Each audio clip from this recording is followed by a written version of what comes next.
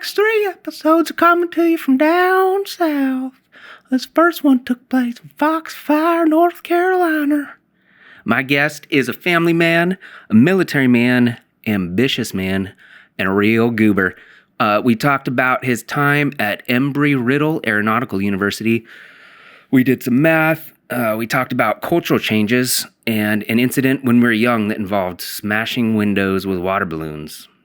He's been one of my best friends for a very long time, and it was cool of him and his family to invite me into their home for a few days. I love this guy to death. His name is Ian Dimmick. Not if you put your lips like this. So, no, don't do that either. But yeah, just kind of within a few inches of it. All right, yeah, no, I'm good. You feel comfortable? 100%. Yeah, you feel good. Oh, you got me another coaster. I got 2 coasters. Should I get a third one for this? No, that one's plastic. It should be all right. Okay. All right. Well, that's good. You're making my eyes water. So here we are in North Carolina. Yeah. How do you like it out here? It's kosher. Yeah. You know? I don't really have any complaints. Yeah. You've lived in a lot of spots. You were just telling me last night, going over the map of the United States and even Europe too. Yes, I have lived. Well, I've actually only moved, I want to say, let's just count in the back of my head real quick. Bring this over in front of your mouth just a little bit. There you go. So I count in the back of my head. I've got, I moved from Oregon originally, straight out of high school to Florida. There's one place. From there, I went back to Oregon for, 6 months. And then I went back to Georgia. And then I went to Arizona. Then Germany. And now here. So it's only been 5 places. And this is all because of the military? No, the first one was for college. And then from there it was military, yeah. Yeah. But realistically, I've only moved 3 times in the military. It's 5 locations, but 3 times. Mm-hmm. So did you always plan on going into the military? Like, what did you go to school for? You went to school in Florida. Yeah. Okay. What was that about? Well, I don't know. A lot of us didn't apply for colleges, I guess. I applied for Embry-Riddle. It's the only one I applied for. My parents were pretty pissed. They're like, you should have applied for like 4, idiot. But you got in. I got in and I got a full ride scholarship from the Air Force. But, Daytona Beach, Florida, and Oregon, they're 2 opposite sides of the spectrum there. And I really didn't have any parental control or oversight there. And Daytona's a party town. So slowly but surely that became more important to me than school. So my full ride scholarship went away, and I was very close to dropping out of school. And I had a lot of debt because they weren't paying for college anymore. You originally had scholarships to take care of it, but then once you started failing, they wouldn't pay for it anymore? Yeah, the way the Air Force works is you have to, at least for scholarship wise, I was supposed to be a pilot. I was seated for a couple of different aircraft that fit my body. The A-10 was the original aircraft, which I was stoked about, but that doesn't mean anything. It's just like, okay, if we're looking like 5 years ahead, your body mass, weight, height, arm length would fit this aircraft. So, it's probably just like a tool they use to excite you to finish, but you're going to fly some type of, you could fly a C-130, or you could fly a F-16, But based on your height and your weight and everything, they'll put you in a specific aircraft? What if you're 6'8", 300 pounds? They're like, find a new job, dude. Yeah, no. I mean, I don't have the exact height and weight, but yeah, some people are too tall and some people are too short. There's requirements for everything. It's safety considerations. It's like it's kind of like being a jockey, right? You can really only be a jockey if you're like 4'8", 80 pounds. Well, I mean, I don't know. They don't. Yeah, probably don't want no 400-pound person. Get on that horse and go around. You're gonna win. The horse would be like, "What the hell?" Yeah. But anyway, so I was partying. I was there. I think there's a party there every couple of months, and I was attending all of them. Every weekend, right? Pretty much, yeah. So I was having fun. Yeah, what was that like? I mean, you're just like hanging out on the beach all the time, right? Well, it wasn't all just beach. Like I remember we used to try to make money. I'm always a little entrepreneur here. I moved off campus. That's the first thing you should never do. So when you're going to college, do not move off campus, because now you're opening the door to mischievous things that wouldn't occur were you on the campus of the college, because obviously you're in a dorm and there's bookworms in there, and there's rules you got to follow. But as soon as you get in your own house, you're setting the rules. You're setting the depending on whatever, if you have a landlord or whatever. But, I shouldn't have moved off campus. If I probably would have moved off campus, I would have been good. You really think so? At least good for another year and a half to 2 years. I think you like to tell yourself that. I was getting A's, and then I moved off campus, and I was getting A minuses. So what was the B's. goal? What was you went to that school? It was the only one that you got into. You had scholarships. It was in Florida. The goal was to fly for the military. So you knew when you left high school to go to that college that you were going to do something for the military. It wasn't you. That was my intent. You weren't 100%. trying to fly commercial or anything, commercial aircraft. No, I was trying to fly for the military with an ultimate goal of flying for a weather station as a meteorologist. Flying a helicopter. Yes. Yeah. I like that could still happen, right? Well, it can, but it's not going to. I think news stations will disappear before you get a license. You could get a license in like 5 years and fly helicopters, and there won't be any news stations to do it for. Well, I know there's always going to be aircraft flying around. I think that's probably going to go quicker. No, that's what I'm saying. You could get a different job flying helicopter for somebody. Oh, well, yeah, I'm sure. It just depends. But I don't think I'll ever get my rotary wing license, helicopter license. I'll probably get a fixed wing, which I'm getting ready to do soon anyway. But the government has different programs, and they'll pay for that. My intentions were already have that done, but yeah, no. So what happened then in Florida when you're partying with girls and drinking and hanging out? What pushed you into the next chapter? Well, is that a hard one? No, it's not. It's not a hard question. It's a complex question. Mm-hmm. I was going to Embry-Riddle, where there's two type of individuals that go there. You have individuals that have a scholarship, and you have individuals that have rich families. That school is pretty, I don't want to say prestigious. That may be the wrong word to use, but You told me it was the best flight school in the country. It is, in my opinion. Yeah? Yeah, it is. It sucks to say this, but that's where the flight, that's a whole other conversation. But anyway, it is very prestigious. With that being said, every single one of my friends, they didn't have scholarships. So their parents were rich. Mm-hmm. When I say rich is a thrown around word. They were very wealthy, very well set off. They got, boats for their birthdays. I'm not lying. It happened when we were there. We went to one of my friend's house, and he had received one of those Sea-Doo boats. It had like 8 seats in it. It's like a wave runner, but it was a boat. Mm-hmm. I remember going to their houses. I'd just be like big eyes the whole time, Yeah. One of their moms handed me a martini. Like, we got to their house. She's stirring up martini. I'm not lying. Like, it was like a movie, like a James Bond movie. Like, you walk in, you're like, she's like, "How you doing, sir? Here's a martini." I was like, "Damn." Okay, here's a martini. But anyway, that's how they lived their life. And I was never a part of that. I was a good friend of theirs. I was... When I was an asset to them, which, friendly, outgoing, bringing people to the house, throwing parties, thinking on their feet. I mean, all the bills in the house were under my name because they didn't know how to pay a phone bill. They didn't know how to pay a TV bill. You got to call someone to get cable turned on? Yes, you do. It just doesn't automatically come on. Yeah. I worked at Walmart in the photo lab.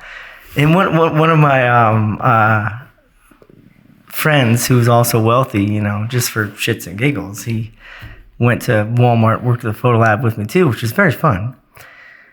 But, you know, I had to work while going to college to pay for the house, which hence again, don't move off campus because you don't have to pay for your dorm. It comes out of your, well, you still pay for it, but more or less comes out of your but you tuition. You still get some sort of allowance that you could spend on lodging, right? Or no? Once you move off campus and you're not in the dorms anymore, you have to pay for all of your rent.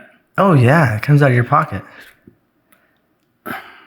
The school has a program to where, but that's what I don't understand is if they're giving you $40,000 a year as a loan, if you are in the dorms, you're saying you can take off 40 of that towards tuition. If you leave, you none of that can go towards 100%. Yeah. They're not going to pay for you to live wherever you want. You live on campus. They have a deal. I don't know. There's brokers, whatever. Who knows that you know, correspond. They're staying in our dorms, which is less. You know, kids show up earlier to class. You know, they've got less time to walk there. More, you know, I guess, and higher average of success for individuals that are staying in the dorms. I don't know.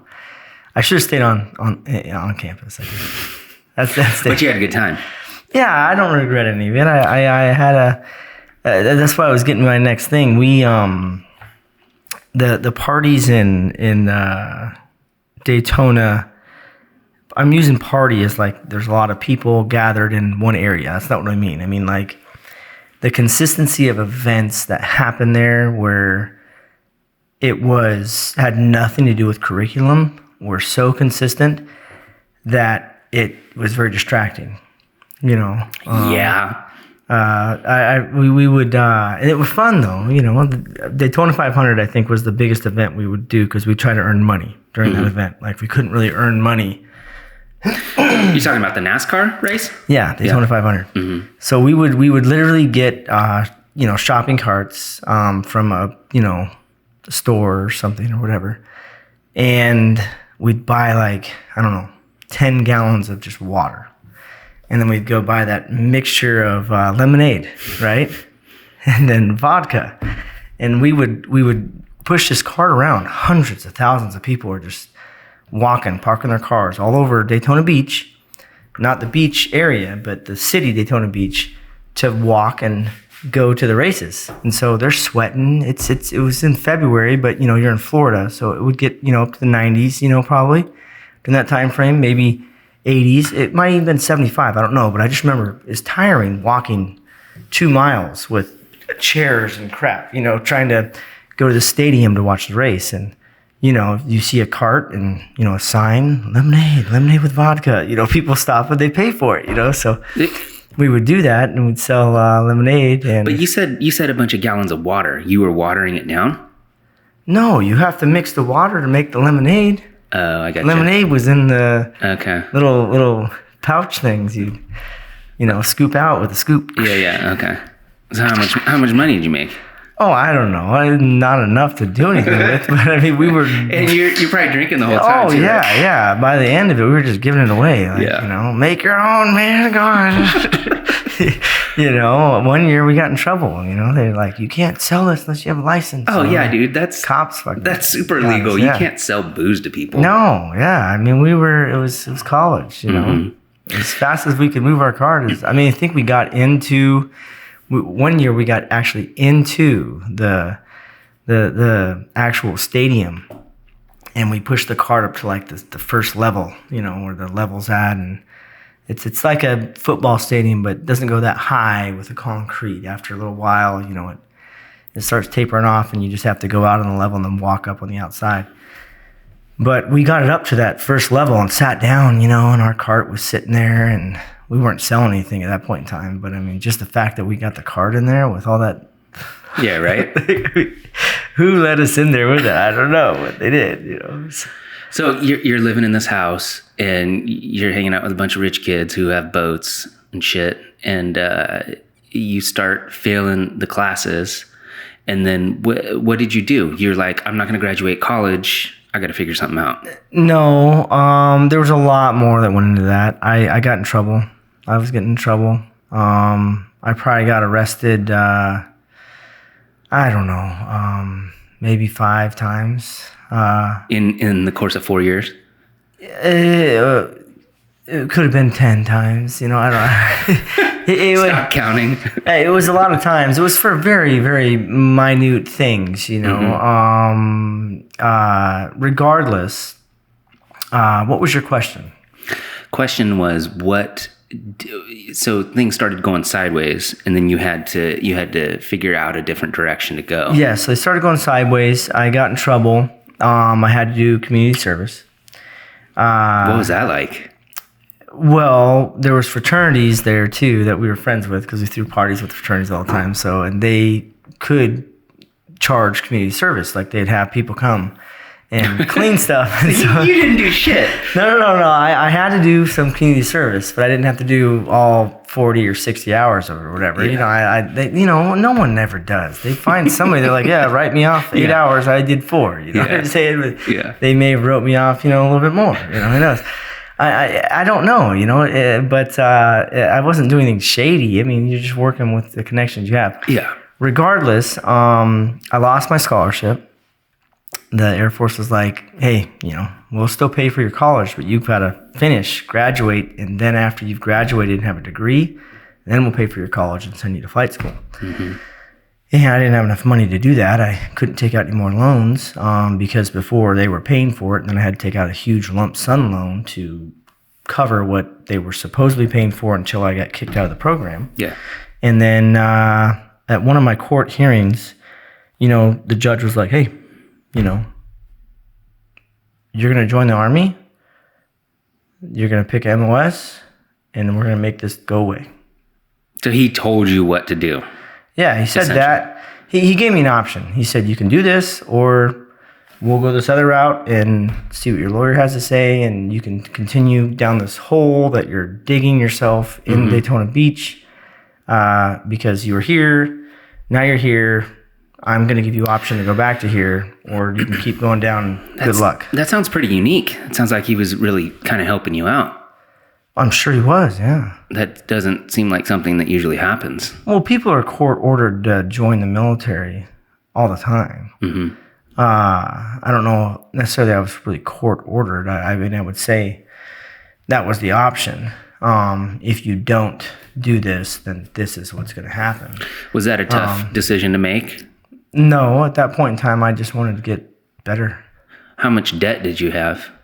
I was over $115,000 in debt for college. Jesus. Alone. And so the weight of that has got to be pretty significant. Well, it's all gone now. It's all taken care of. That's what I'm saying. If you would have just walked away and kept working at the photo lab at Walmart, you'd still have $100,000 in debt. And I wouldn't have a college degree or anything like that, yeah. Yeah. So he gave you that option. You chose to, at that point, what does that mean? You fully infiltrated yourself in What that meant was I stopped going to school, and I joined the Army. They courtesy shipped me back to the Dalles or Oregon, and I cleaned up, all the ties I had there left, told my family what was going on, and then pushed out to basic training. And where was basic training? It was a combination of 2 areas. I want to say Fort Jackson and Fort Benning. So. And what was that like? I talked to Jesse Byron about it. What was basic training like for you? Like in terms of it, they make it sound like it's like the hardest physical thing you'll ever do. You think that's true? I think that basic training was, no, it wasn't difficult. I don't want to say it was difficult at all.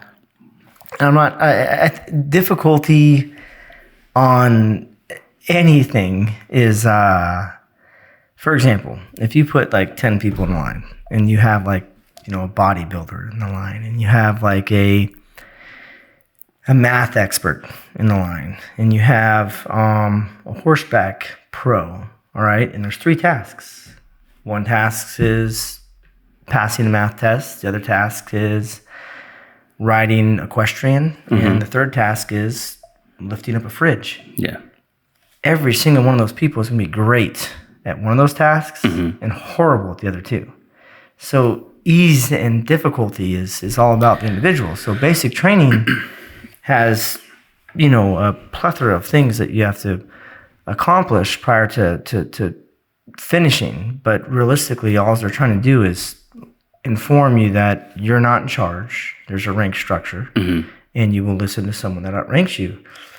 And there's a team effort involved, I guess, and, proper wear of uniform, courtesy, common courtesy, whatever the rules and regulations are that govern that organization specifically. If you can step back and fathom those things, the physical portion, the mental portion, or the studying portion, one of those is going to be easier. All three of them is going to be easier. They're all going to be really hard if you're fighting it. What was the hardest one for you? The hardest one for me, I don't remember, honestly. You just repressed it. No. I remember it was dealing with the stupidity, which wasn't a task. I guess it is a task. You gotta calm yourself, because I remember we got there and I understood what they were trying to do, but I'd never experienced the unorthodox ways they would do it. Like there was like 300 of us. We were all in line, standing there. We had our duffel bags, all of our personal stuff, and you got to carry that from the bus to, the airplane back to, the hotel. You're just carrying it with you everywhere. It's like your life. You got 4 or 5 bags. It's all awkward and shit trying to carry it everywhere you go. You can't lose a piece of item. Oh my God, you lose a piece of item. Anyway, so it's crazy. So you got there, and then they're like, okay, put your bags lined up right here. So everyone lined their bags up.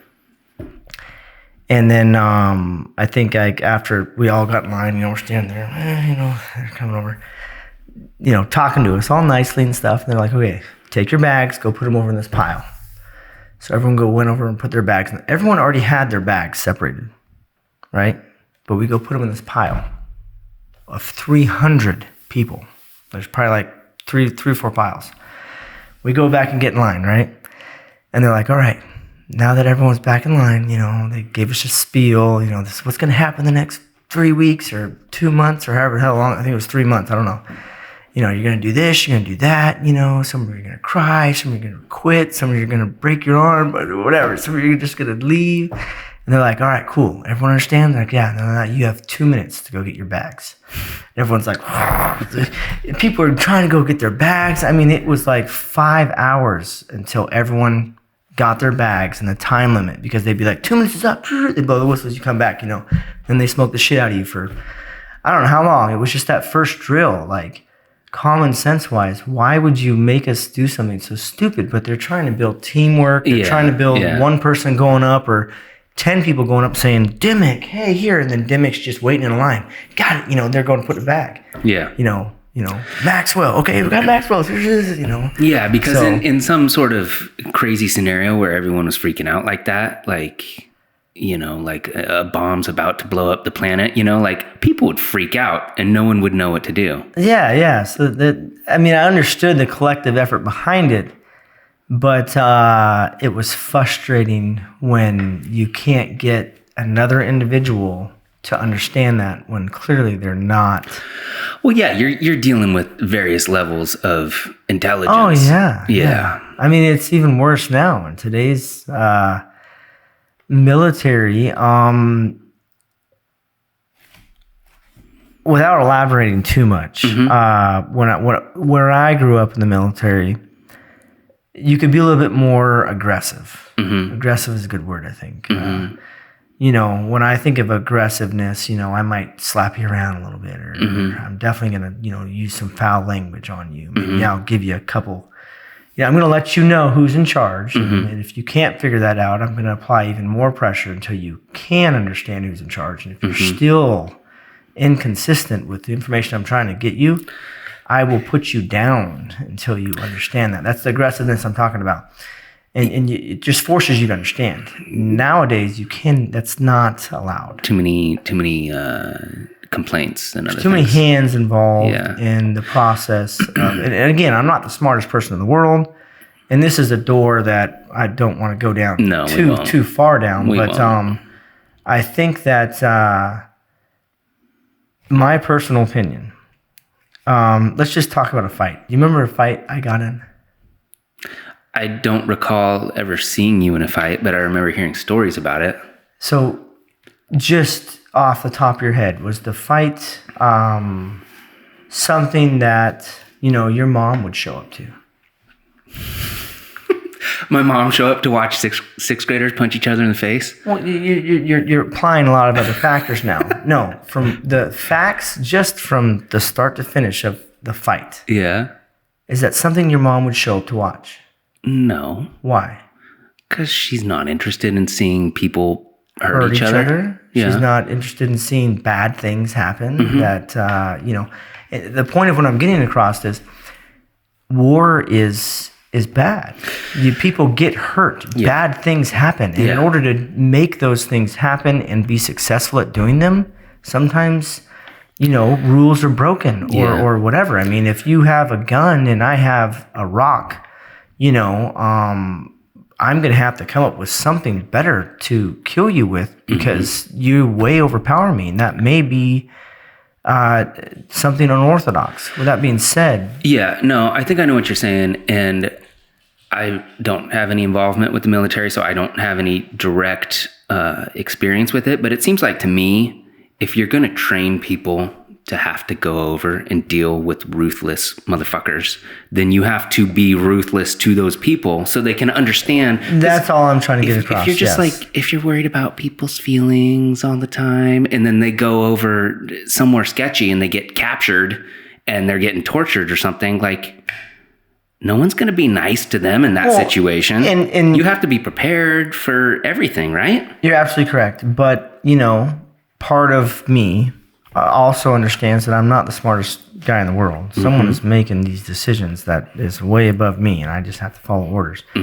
But we're turning over to an electronic warfare type of, the world is like that. Yeah, we've got nukes, we've got stuff. We can go do some modern warfare, in jungle, whatever, crawling around, shooting at each other and shit. But most of the stuff is cyber. It's all electronic. Drones and stuff. Yeah. So maybe there is someone smarter that is obviously seeing a bigger picture than the big picture I'm seeing. But I feel there's still going to be some type of hand-to-hand combat to where those things won't fit in there with the way we're training. Have you studied warfare, historical warfare? How it's transitioned from people fighting with swords up to muskets, then gas masks. Not in any way, shape, or form that I can speak factorially on those things. No. I don't know. I'm not an expert, but I'm fascinated by all that. Even though I think war's stupid and I wish it didn't happen. Well, yeah, I'm a hugger. I'm a lover. You are a lover. But I love to study that stuff because even just the difference between the way that we fought and the weapons we had in World War I versus 20 years later in World War II is incredible. And the shit that we have now that I'm sure you know about that I don't want you to comment on, compared to the stuff we had in Vietnam or the stuff that we had in Korea or the stuff that we had in World War II. It's just like anything else, evolution. It's well, and with the amount of money that is given to the military, the technology that you don't even know about that's above you has got to be incredible. Well, and it's not just about technology either. You got to think about how much did it cost for you to fly down here? To fly from Oregon to here? Yeah. It was pretty cheap. It was I think it was $300. $300. So let's just do my company alone. What is 300 times 216? We'll just do 200. So 3 times 2. That's going to be 3 times 2 is 6. 3 times 2 is 6. Yep. I was trying to think of the bigger number first. So 300 times 200. Math was definitely the hardest part of basic training. Right. Every day. I was actually I got to calculus. Well, I passed calculus in college. I was doing I remember. I know, I'm giving you shit. Take like a freaking whole page to do one problem, but I couldn't do it now. And it's funny. It's I think of what is that show? No, the Mr. Incredible, where because I've helped my kids with math now, and they're like Mr. Incredible was helping his son. He said, "What did they change math? They changed how they do that. It doesn't make sense anymore." But I forget what I was saying. But I mean, to move just my company. Sure. I'm a company within a division. All right. My division is I would say 5, 10, 15. I would say 25,000 strong. Sure. Easily. To move just the person, just that individual, from here to Oregon, which is where you came from, $300 a person. Yeah, but it's got to be cheaper. I mean, you guys have your own aircraft, and when you ship a lot of people, don't you put like 300 people on one plane and they're like standing together? Yes and no. Those 300 people have not just one suitcase. Yeah. Is that suitcase going to protect you when you're... Can you put everything in that suitcase to survive for a month and take it with you? No, when people are going to be attacking, fighting you, or whatever may happen. So you have roughly 3 to 5 bags. Okay. So that's weight. Yeah. On top of that, you have to take a vehicle or a helicopter or weapons. All that is a lot of weight. So let's just say that 25,000 people, weight-wise, because that's what we're talking about now, how much can actually fit on an aircraft, room and space. We could talk about that later. I thought we were talking about money. We are. Money. How? What does the government allow you? What does airlines allow you to take on a bag? 35 pounds is maximum, right? I don't know. That's the maximum weight you can take. I just hope they're not going to make me check it. If you have a check bag, it's 35 pounds. If you want to go up to 55 pounds, you can. It's an extra, I think, $50. And 85 pounds is authorized to military personnel because that's the average weight per bag. So 85 times 3 now, times that person. Now calculate how much that costs just to move them from one location to another. And that's why the military has to spend some money, just one entity of it. Just because the cost of shipping personnel is so great. Well, yeah, I mean, we're not, if we could walk out of wherever we trained and fight the enemy and then just go back into our building, it would be probably 50% less cost across the board, if not more. We have to fix or prepare those things, ship those things with us across the world to wherever the enemy's at. And then along the way, find individual places that can house us and also refuel us or whatever, which is more money, and then move on to wherever we're going to that enemy stuff. So just that one portion, you said something about money, so I was trying to tell you how it's all expended. 3 times 2 is 6. It's crazy. 3 times 2 is 6. Does that make sense what I'm saying? I know what you're saying. Where I was going next is, but what happens if, imagine the unimaginable happens, and tomorrow there's no war. There's no reason to fight anybody anywhere. What happens? What do you and the 8 million people who are in the military do? I would think they would continue to train, but that on a low level, very low level. The same thing that happened less than, 3 years ago? They downsized. Now they're upsizing. Really? Yeah.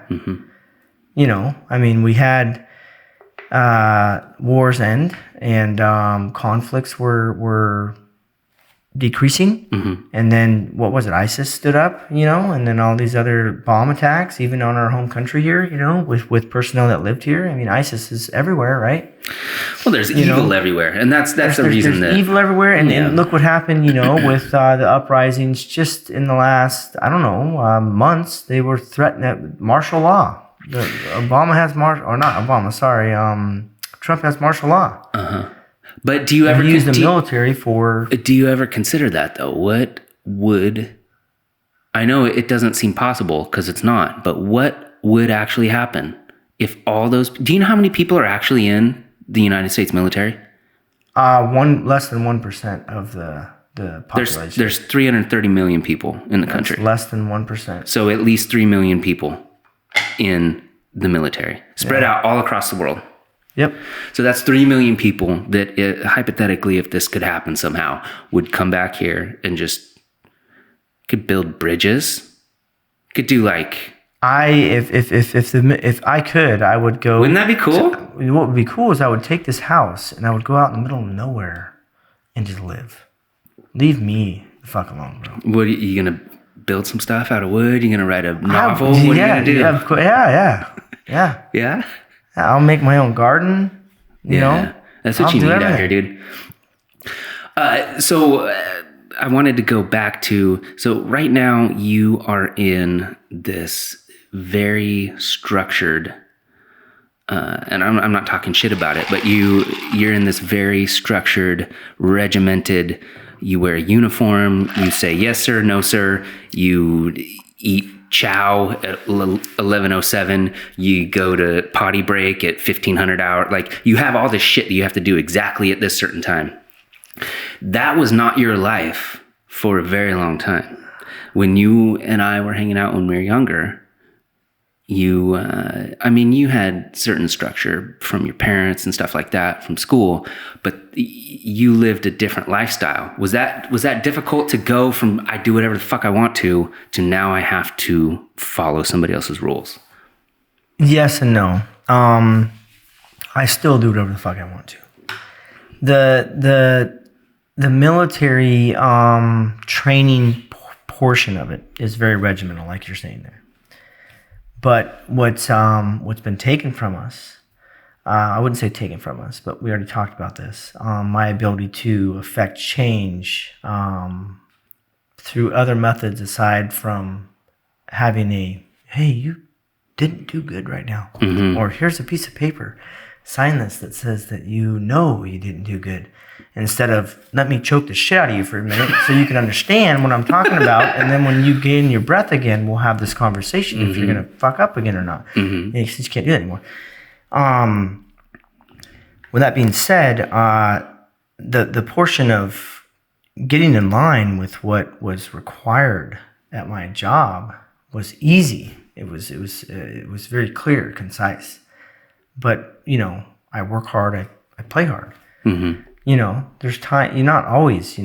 We're human. We still have to go around and do stuff. But I guess it's just I really don't like explaining or even talking about the new generations because it just seems like we're all human. You know, we all do things differently. The change is inevitable. But there is a major difference in an 18-year-old kid today compared to when we were 18. You know what though? That's the same. That's the same thing that the 36-year-old said when you started. It's a thing, man, and they're gonna say it again in 20 years. That's how you know that you're not a part of the current generation. Yeah. Is you talk shit about the last generation. You're like, oh, these fucking kids on TikTok. It's because it's beyond us. You know what I mean? Yeah, but I mean, it's been I wouldn't say. My dad was in the military. I can correlate a lot of things that happened. I didn't know that. Yeah. I can correlate a lot of things that happened to him in the military that happened to me. I cannot correlate those things with these new soldiers coming in because it's changed that much. Yeah. I understand the 18-year-old when my dad was an 18-year-old, an 18-year-old, when I was an 18-year-old. But that was, if you're going to talk about a change level, like here's the bar of change. Mm-hmm. My dad was 18, they were here. When I was 18, I'm here. And the new 18-year-olds are way here or here. It's not a small, minute change. Mm-hmm. It is a massive, from what I can see. Mm-hmm. Just their thought process. Like I talked to a soldier the other day, and he asked me a question. He was like, I told him, everyone is happy with the minimum. If you just do the minimum, that's their maximum effort. And how often do you operate at your maximum effort? How often do you wake up and you're like, you kick open your door from your bed and you're like, you go down, have your coffee, and you're like, I'm going to kick some ass today. And you just do amazing things all day. Maybe once a month, maybe 2-3 times. If you're lucky, once a week, 2 times a week, right? Mm-hmm. But it's not every single day. No. So if the minimum required is their maximum effort, they're meeting the minimum requirements 2 times a month, 2 times a week, All the other time, they're substandard. So what I'm telling the soldiers, if you just hit the minimum and a little bit above every day, don't do your maximum, but make that minimum your lowest effort. You're always going to be above that, and you're going to shine way better than all these people. And he's like, yeah, no, I understand that. But, you know, I why can't I just go and be a, you know, sergeant major or lieutenant colonel or something? I'm like, I have a lot of good ideas, and I'm like, they're not just going to hand that to you. You have to earn that. Yeah. You know, you have to demonstrate your ability to make those solid, sound decisions. And they're like, well, they should just give someone a chance. And I'm like, no, that's not how it works.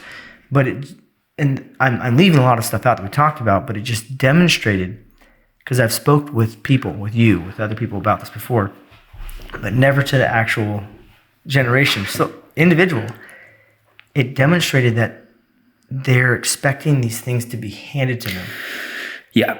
And then to see if they fail or are successful after they've been handed whatever. Yeah. No, you know. I know what you mean. And in our mind, we're like, we know we want that. We have to do A, B, C, and C. Well, fuck that. I'm not going to do it, or I'm going to do it. I don't think it's specific to the military. I think it's just like a general cultural change. Because, dude, I've done shows recently where the people presenting information will say stuff to everyone who's listening on as part of the presentation. They'll say, we don't want you to say something is simple anymore. That is an offensive word that makes people give up. So if you're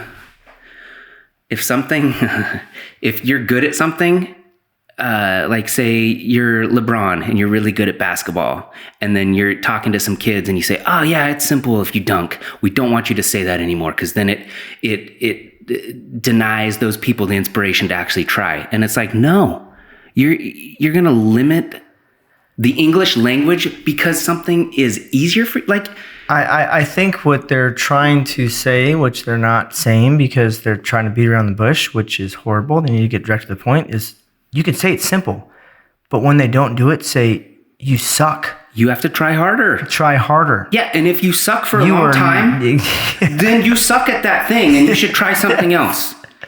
But there's no that happens. It's just, you did a good job. Yeah, exactly. Here's your fucking trophy. Yeah, you know, like if I go play LeBron in your driveway and he's like dunking, he's like, oh, this is really simple. I'm like, oh, this is hard. I'm going to quit basketball. Well, yeah. I'm not going to be able to compete against him. Either try harder or he tries really hard. Yeah. And he's an amazing. Well, I would try. Like I would block him for you better or something. Well, like, you know, it'd probably be illegal. But even still, you and I against him, we'd get destroyed. I'm sure, but you know, dude, get a couple shots in on him. That's the direction it's going. Is that like everybody's so concerned about everybody's feelings? It's like that promotes mediocrity. If you're constantly telling people there's no reason not to tell somebody they're doing a good job as inspiration.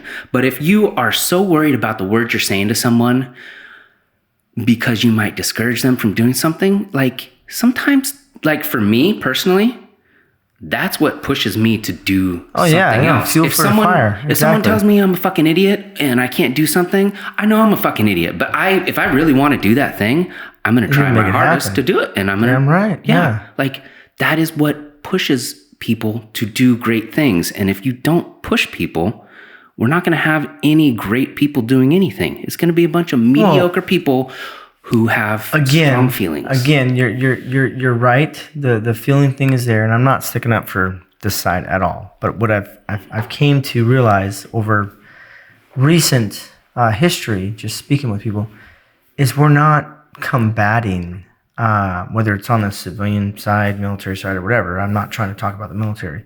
The same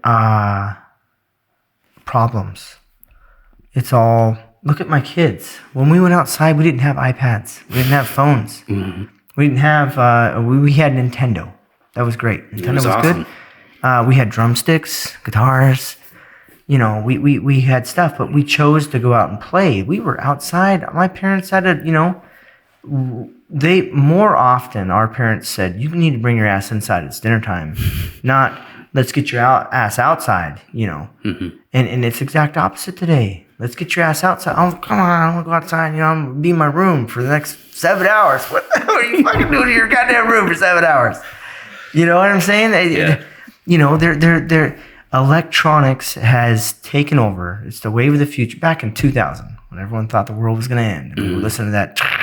You know, dial it up for damn internet. Accurate. You know what I'm saying? That now it's just what's your Wi-Fi password? Oh yeah, here I'm out of your. You just share it to you my know? phone. Right? Yeah. It's like common sense. Like, I mean, I miss. What did we do when we drove down to Seaside in the middle of Portland? Drove in your truck and talked and listened to the radio? I don't know what you're getting We at. stopped for about 15 minutes. What were we doing? When we stopped in the truck on the way to Seaside, what did we do? I don't know what you're getting at. We pulled a map out. Oh, okay. And we looked at a map and we were like, okay, well, you know, Dude. this is going here and this road's going here, and I would be lost without, like, just come in here, man. Like, you know how many Yes. directions you would have had to given me for me to find your place? I wouldn't have to From give you Raleigh? no directions. You want to know why? Because you're crippled now. You're crippled with your phone, and if someone's not that's not saying new. turn left, turn right, you know, if it's not saying that, then you feel abandoned, but if you never even knew about that stuff, and all you had to work with was a map, I'd be like, find Foxfire. You'd be looking Yeah. for signs. Yeah. There's probably 20 signs that say Foxfire. You didn't see a goddamn one of them because you're watching your GPS the whole time. Oh, No, you're right. Turn left, turn right. You're right. You know? It makes some things easier, and then it makes you incapable of doing things the old way. But I don't want to shit on technology because I'm not saying technology's bad. I'm just saying the kindness, the feelings that we're trying to embrace all has a part of, you know, I mean, you're not going out. I remember I stepped on a nail. Went through my foot. I came inside. My mom was like, holy shit, you stepped on a nail. You know, and then they would grab what is that crap? The red stuff with the Methylate? Yeah, and just put it on there. You're going to be good. You know, and in my mind, you know, psychologically, you know, I go get a tetanus shot or whatever, but psychologically that's training me as a okay, yeah, nail goes through my foot. Instead of freaking out, put some of this red crap on it, I'm going to be good. But if you go take any kid today, have them accidentally step on a nail, they're going to, I mean, they will be freaking out. You pull some iodine out, whatever, they're not going to know what the hell that is. They don't care. It's psychologically, holy crap, the reverse actions of events unfolding, whether it's you going outside and running a nail through your foot, or a piece of mail not being delivered, or an iPad battery not charging correctly. Yeah. The aftermath is totally different. So feelings have a big part of their, hey, you know, let's be nice to people now. Let's talk. Well, it's not like, I mean, we can sit here to coddle them. We can sit here and say whatever we want about it, but there's no changing it. Like, it is what it is, and you have to move on and learn how to deal with. And like, I think kids learning how to use technology and knowing how to use it is important, because if you're it builds the brain. Well, if you're some person who like adamantly opposes their child using an iPad, and your kid never picks up an iPad, by the time they're like 16 or 17 or whatever, They're behind the power curve. yeah, they're not going to know what the fuck is going on. Like, it's important to know how to do that stuff, because that is what civilization does. So you need to figure out how to ingrain yourself. Because, I mean, you're going to go interview at some place to try to get a job, and they'll be like, oh yeah, well, our system's on the iPad. And you're like, what's an iPad? You know, like, that's not going to work out for you. No. I agree. I agree with what you're saying. Yeah. Yeah, it's different. And, I mean, there are good things and there are bad things because of it. But you're right. Like, back in the day when we were kids, like, if we would have been part of the iPad generation, like, I think we may not have seen each other in person as often. And that's the disappointing part to me. Like, from what I understand, there are far fewer people getting their driver's licenses and physically going to see someone. Well, and it's patience too. You remember if I wanted to communicate with you from, let's say I went on vacation, I had to send a letter, man. Yeah. You know, you'd sit there and wait mailbox every day, you know, and then you'd know, like at 3 o'clock, like the letter didn't come there. You wouldn't worry about it for another 24 hours. Ian doesn't care about me. You know, and 24 hours go by, you're excited again. You know, or when we were just at school, you know, I would be like, hey, I recorded something last night. Let me see it. You know, I could just pull my phone out now and be like, check this out. Yeah. Boop. You know, or I've sent it to you already, but I give you my big VHS tape and like, take this home and play it, man. You know? Oh, I remember.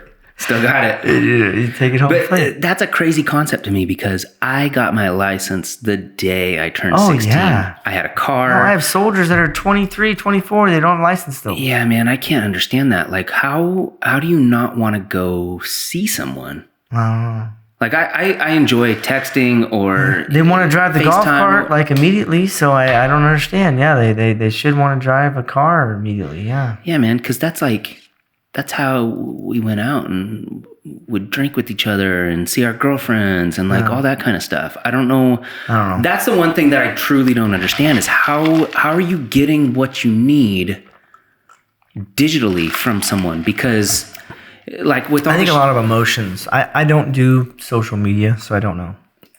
I can't answer these questions. I don't either. But that's the thing is like sending someone a message or just like constantly talking to them through your phone is not the same as like touching them or kissing them or just like being around and smelling them. You know, that's another thing. I'm very physical. Like so am I. You know, my guys at work, I'll rough them up a little bit. And I started working with females. I can't rough females up the same. You know, I had to learn to, you know, hey, you gotta not touch people. Yeah.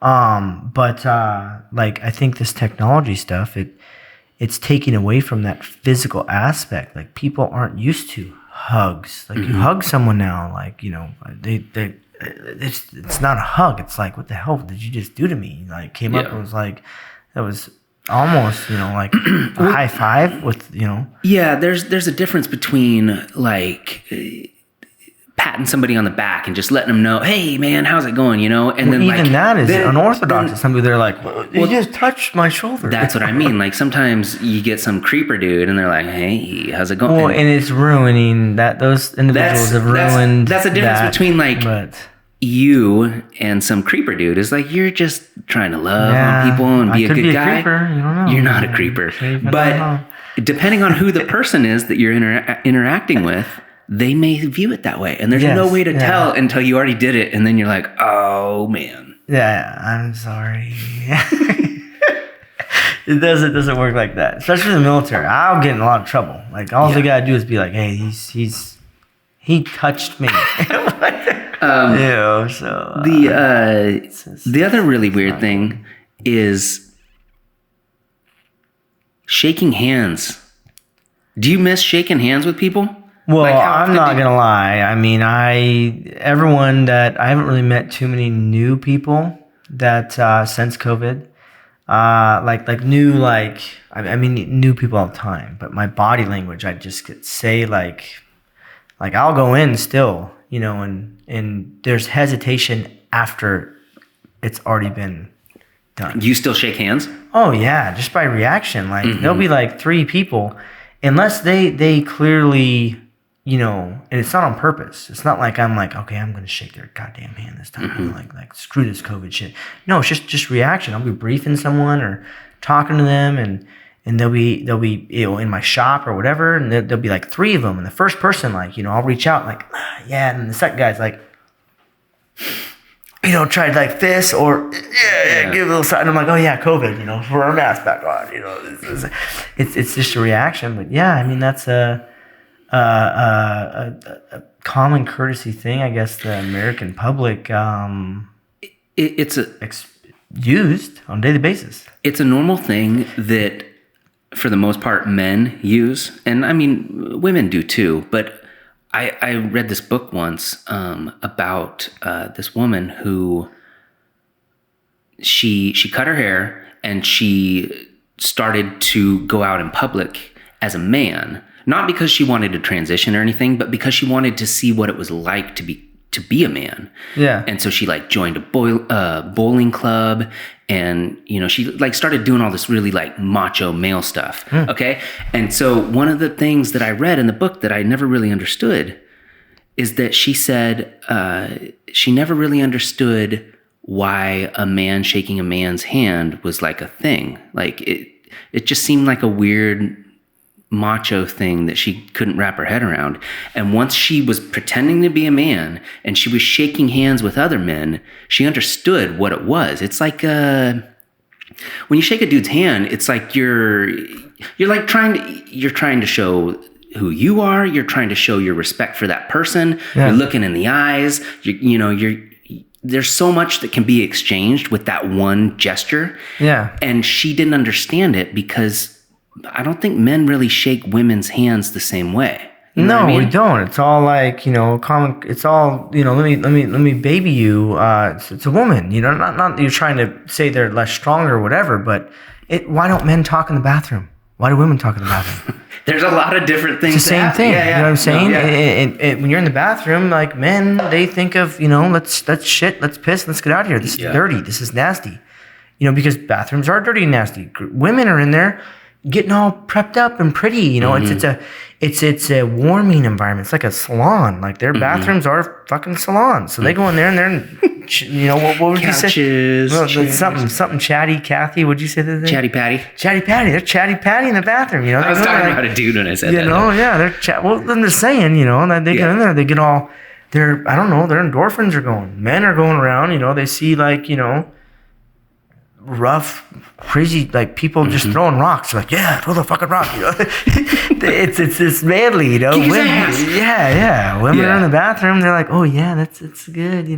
Let's talk about this or whatever. So I can understand what she's saying. Yeah, it's interesting because I never really thought much about it until I read that passage in that book. But like, there's a lot that you exchange when you shake hands with a man or a woman. But like, for me, like in a professional setting, it's a way that you just like, it's a good greeting. You're like, hey, this is me, how do you do?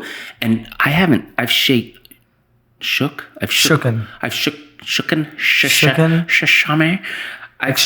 handshakes. I've exchanged handshakes with one person since March. 3 + 3 is 6. 3 times 2 is 6. 3 times 2 is 6. I shook one guy's hand, and it was at a wedding, and it was the bride's dad. And I didn't care, but he just walked up and he was all about it. And I was, we got it. It was in like June or July. I'm a horrible, I go in for hugs and everything, man. Like I'll do like the half shake and, I'm bad at it right now. I need to stop. You're just a loving dude. It is starting honestly to irritate people too. Not like no one I've done it for or two, but I'm saying like people are like, I was confused, honestly. Like I was confused for the first, I would say 15 seconds of this story. I'll tell you. I was going to say you hugged somebody for 15 seconds. No. I wouldn't say it was 15 seconds. I would probably say it was probably 3 to 4, but it felt like 15. We were at the zoo. Everyone's wearing masks, right? You're not within, 20 feet of people. You have to have certain times you can go to the zoo. Once you get in the zoo, you can, walk around and go to where you want to go, but there's a path that you kind of follow that the zoo has set up for you, right? So we get about 3/4 away, of 3/4 through the zoo. I don't know, halfway, whatever. And there's a turn you got to make. And we had missed a sanctuary or something of like butterflies or whatever. I don't know what the hell it was. And I pull up my map, right? And there's a guy that works at the zoo standing like at this hub, like you can go left or right, And he was clearly there to tell you not to go this way because this way is this way traffic and this way is this way traffic. And I got up to him, like, let's say this microphone is him, Like I came up to him like, hey, this is where we are on the map. And he was like, and I was like, what? Hey, this is where he would go away again. And I was like, every I would take a step and I just want to show you the map, bro. Yes. And for like the first 5 seconds, like I said, I was confused. Like, what the hell is going on? Here's the map. And then he would be like way back from me and I'd go up to him again, and then I was like, oh shit, it's COVID. So I was like, all right, here's where I want to go. Where are we Get out your binoculars. Yeah. And then he, was, still timid, like, well, little dinosaur arms, not sticking them out, That's not a good job for that guy right now. Anyway, it clicked in my brain at that point in time. I already knew before, but I was like, okay, yeah, he's obviously, he's a chronophobe, if that's what you want to call it, which isn't a bad thing. I'm not trying to label it as a bad thing. He was definitely scared of me and or the amount of individuals that are going through his job, which rightfully so, at the dang zoo. Sure. He didn't want to catch something. Maybe he has 2 newborn kids at his house. I don't know. But that's a bad job for that guy. I couldn't even fathom that when I was approaching him. And should I have been more aware and been like, okay, hey, I'm walking up to this guy. There's signs everywhere that says maintain 6 foot difference, so let's just honor that, And I should have probably been more understanding, but I wasn't. That's the kind of stuff I don't see. That's why I say I go in and give hugs. I need to step back and probably whatever I want to do might not be. Definitely isn't. I did not want a hug from you, and I got like a 30-second one when I showed up. So you'll probably get one left too, and a kiss on top of that, So. But yes, no, and if you don't want one, I mean, I'm joking. I guess no. There's varying degree. So I had to take an Uber to the airport or a Lyft from my house to PDX to fly out here, and the woman I was in the car with was on the far side of not being worried about it, like. She was going on and on about a bunch of stuff, and she was telling me the story about this person, which I think is ridiculous. She said somebody went through Starbucks and got their Starbucks cup, and while it was sitting on the tray, sprayed it down with disinfectant before grabbing it. And she's coming from the point of, I think she's a little too lenient and she should be worried about it a little bit more. But then she's talking about this person ordering the Starbucks coffee, who it's like, if you're that worried about... Why are you at Starbucks? Why are you at Starbucks? You should be in your bedroom underneath a blanket with all the fucking windows closed. Like, listen, I don't think that anyone knows. This is uncharted territory for not just us, but our family members who were before us. So anyone that's alive today hasn't experienced this type of pandemic. Yeah. There was a pandemic prior to this that maybe their previous ancestors did experience, but that's been not discussed for over at least 80 years. If that makes sense. So everyone is new to this, and there's no... Although there is a history, like for example, within my current job, I couldn't base any decisions I was making off of anything. Usually you have lessons learned, historical data. This happened. This is what was good about it. This is what was bad about it. These were the decisions that were made. If you enter or encounter this situation, these are the things you shouldn't do. These are the things you should do. Anything outside of that box, feel free to try, but we've been successful with doing these 3 things and unsuccessful doing these 3 things. Probably want to stay away from those unsuccessful ones, right? That data's not there. So it's like you're just stepping blindly. I know what to do if I don't have a good foot on my ground. I'm going to try and find more foot on the ground before I put full pressure on that. But I mean, other than that, you're just, the first time, it's like you're casting your reel out there. Are there fish in here or are there not? Yeah. I don't know. No one has ever fished this pond before, which people have, but not during our generation or knowledge not in the last base. 100 years. Exactly. Yeah. So it's difficult, why did all the toilet paper disappear? Why is there a lady spraying down her coffee cup? Why do people not want to give me hugs? Why should I stop giving hugs? We don't know. In 5 months, a year, 3 days from now, who knows? Maybe we'll have an answer to say, well, I am was the only non-idiot because I was trying to give everyone hugs, and it was unnecessary to not give hugs. Or that lady who's spraying shit down is going to be one of the smartest people because everyone's going to fucking turn into zombies or die or whatever. And she's like, yeah, if everyone would have been sanitizing everything they used, they'd be smart. We don't have that data, though. We don't. So they're just living day by day trying to make the best decisions, I think. Yeah, but in the meantime, that's the disappointing part, is that everybody's fighting over stupid stuff instead of just trying to be chill and do what's right and not turn it into a fucking political debate, because that's what it's become. It's like we're talking about... When politics get involved, everything is skewed. Yeah. Everything. Yeah. That's how I feel about politics. Mm-hmm. And again, I don't know anything about them, though, so... I don't. So, so I wanted to see if maybe for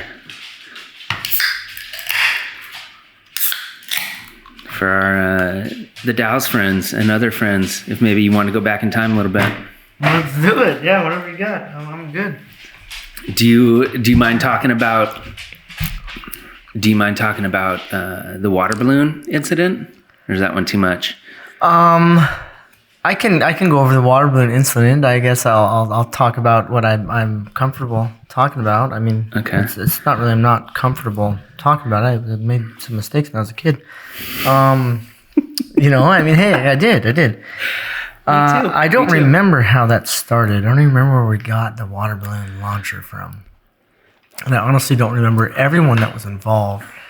Okay, but set the stage first. So your parents owned a house that was on a hill, going up a hill, and there was a cliff that overlooked a highway. That is the very end. That's the climax. I'm just trying to set the stage for. Okay. Go ahead, keep going. No, that's well, it. Another hill on the cliff. Giving a little bit of. It was one balloon. It was only one? We had shot maybe 50 other balloons across the city before that one balloon.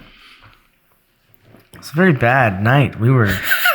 It was a bad night. We were hooligans. Okay, I don't know what kind of word you want to... Before you blow the payoff, go ahead. So what happened? You guys are hanging out and somebody's like, hey, let's fucking do this thing. I don't know how it happened. We thought it was a good idea to take water balloons and shoot them at random objects. Those objects eventually turned into signs, front doors, windows, houses from afar.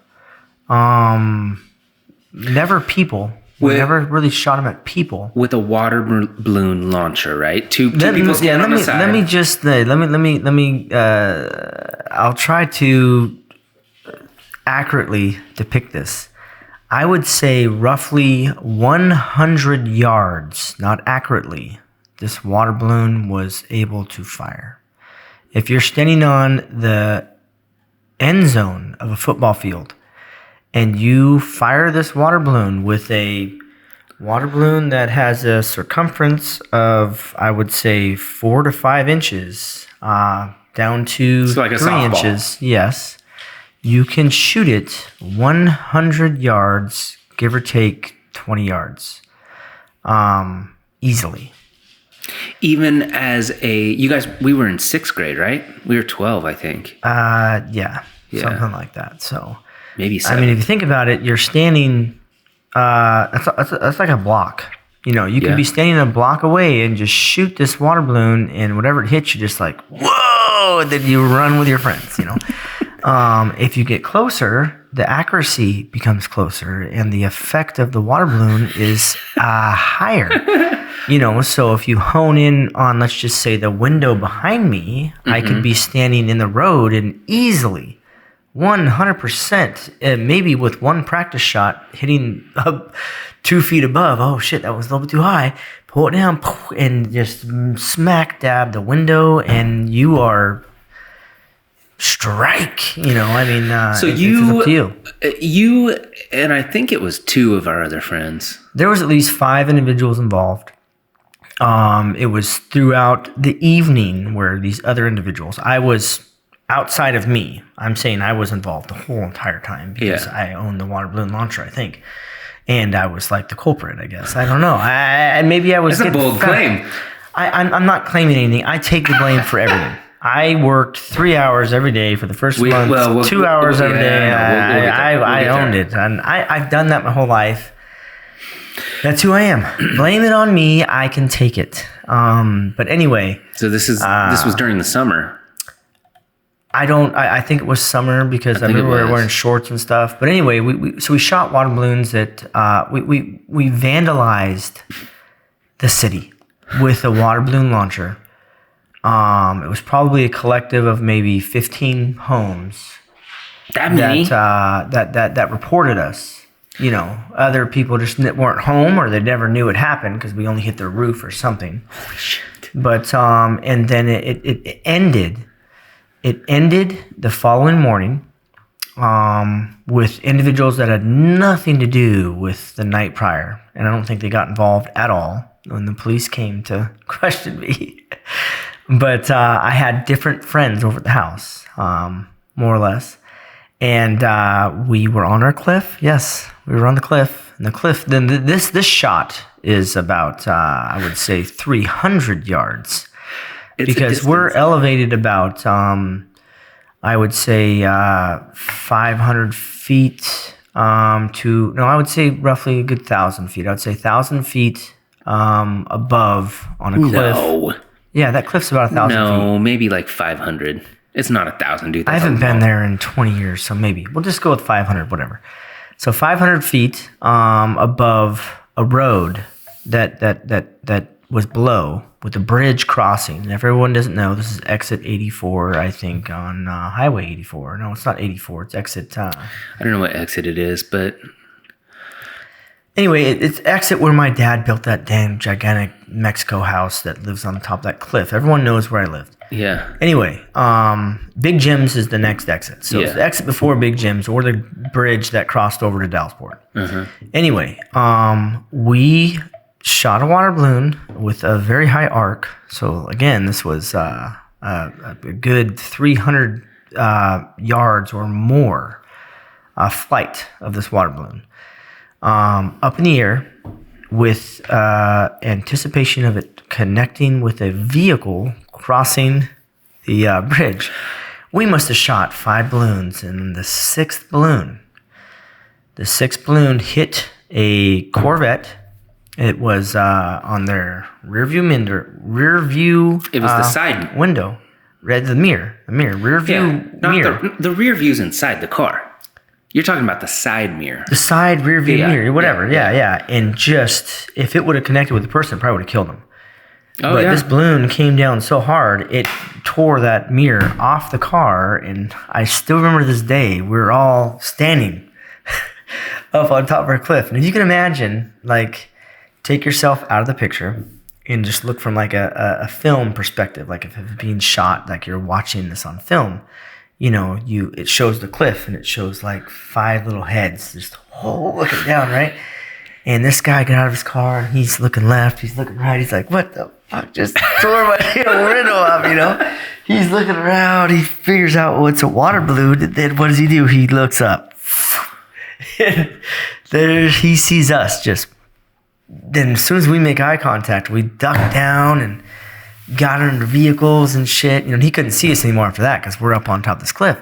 So he drove his car all the way up on top of this cliff, and I told all those guys because they not knowing what I did the other night, I was like, oh shit, this is not going to be good now. So I told them to get the fuck out of there. They got out of there. I don't remember what happened. The guy pulled up and he was like, you fucking hit my car. Why didn't you just hide inside your house?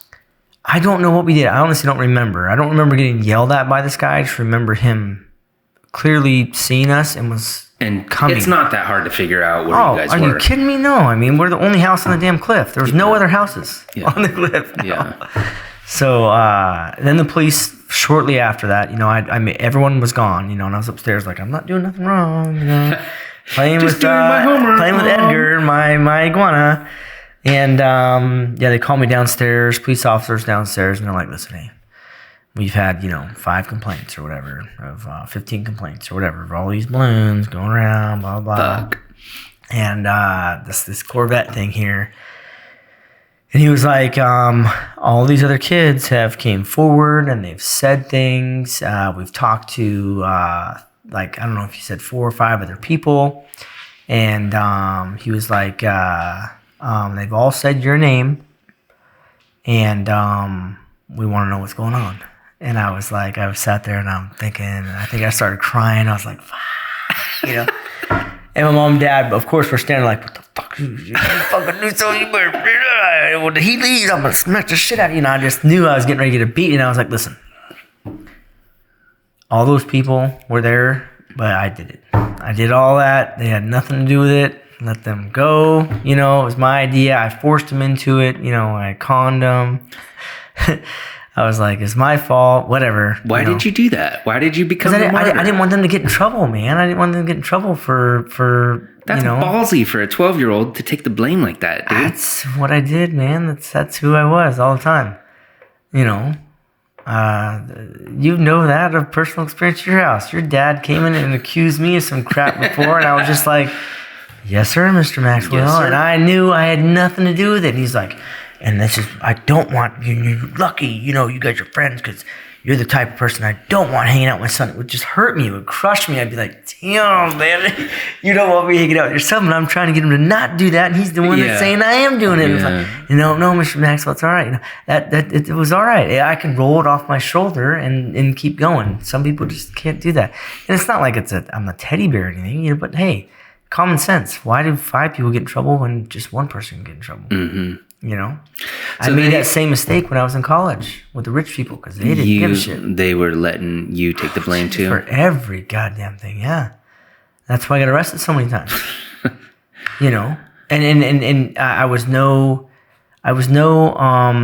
asset to them anymore. As soon as I wasn't an asset to them, they kicked me out of their house, and that's when I became homeless. Because when I joined the army, when I got court ordered to join the army. I couldn't just leave right away. You know, I had to pass a couple of tests and do some paperwork, and that took like 2 or 3 months, right? And we'd already moved out of our house that I had, wasn't working at Walmart anymore. I couldn't drive. I'd got a DUI. I was had a moped, riding around a moped, you know. And I wasn't even supposed to be driving the moped because it takes a license to drive a moped, but you don't have to have a license to drive a 50cc motorcycle or more. You know what I'm saying? But you just have an endorsement, right? Yep. But in Florida, you're supposed to have, but you don't have a technical endorsement if your license has been revoked. Mm. If you have a revoked license from a DUI, you have to go through, what is that? Diversion. And, I wasn't doing that. Mm-hmm. And plus I had a license from Oregon and Florida. Mm-hmm. I didn't know to cancel. You can't have one. You can't have multiple licenses. You cannot. That's highly illegal. I didn't know that. And I had that. I was doing that. Why didn't you just use your Oregon license in Florida? I don't know. For whatever reason, I got a Florida license when I got there. So you had 2 licenses and you weren't supposed to? Yes. That was very bad. No, I'm serious. That's lessons learned. Whatever. But they kicked me out because I did everything to offer them. Mm-hmm. I wasn't a cool guy bringing parties anymore, whatever. But regardless, we're going off track. Yeah. So did that happen with these 5 friends that threw you under the bus in the Dallas? I don't remember. I think the only friend that I took my anger out on was Dirty Irvin. I remember I going back to school and Dirty Irvin was there, and he had something to do with that evening or whatever, and I don't remember what happened, whether he gave me up or was protecting me or something, but it was a personal conversation we had, and we were going to get it at school or something, and then we were just like, fuck this, whatever. Yeah, I was going to say, I don't remember you guys fighting. This is over it. What's done is done, this sucks, what happened between us. He didn't get in trouble, though. You did. Yeah, no, because the intent was my thought process, me taking that anger out, focusing it on him, was I got in trouble because of him, which that wasn't the case. Yeah. No, if anything, he was probably the buffer between the other individuals, which I'm not going to name them. Yeah. That I'm sure were just like Dimmick all the way. It was Ian. Yeah. It was Ian. He had a knife and told me if I didn't hold this and pull it. And I guarantee you, Shane wasn't like that. Shane was like, hey, you know, I mean, I may have done some stuff last night with this individual, but whatever. He was the only friend out of those friends that I was with that was actually my friend. Yeah. And I think that's probably more or less is why when I got angry at school back in 6th grade or maybe it was 5th grade, maybe it was 7th grade, I don't know. No, I think it was 6th grade. I correlated it to him because he was the only actual true friend I had out of those individuals. Yeah. It's easier to blame someone you are, you know, fully, you know. Well, dude, that was some serious shit. Like that could have went very differently. It was criminal, man. It was criminal. That guy could have died. You could have went to fucking what do they call it? Ochko? I was an idiot. It's pretty lucky and beneficial to your life that you did that thing that we joke about now, but you didn't hurt somebody. You got in trouble for it. You got to learn from it and then become the person you are now. Because you know what I mean? Like, I am very, very lucky with what you just said that I got all of my stupid stuff out. And I mean, I don't knock on wood or anything, but Same whatever. Here for me, man. You know, I got all my stupid stuff out before, I think, 23. When I was court ordered or whatever to join the Army, I was done with stupid stuff. Yeah. You know, I had a lot of fun. You know, I've got, people are going to watch this. I mean, hell, go on to YouTube. Not YouTube, sorry. Go on to Google and Google Ian Dimmick. You're going to see 5 or 6 mugshots of me. That's only a couple of them. Cool. You know, I'll do that after we're done. I got in trouble a lot. I did a lot of stupid things. I've had a lot of fun. Yeah, but it helped you build your character. 100%. Yeah.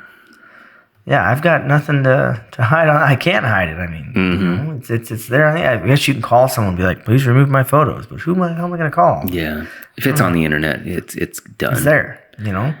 So all this stuff went down. See, I didn't realize it was that many balloons. I thought you broke the window of that one teacher.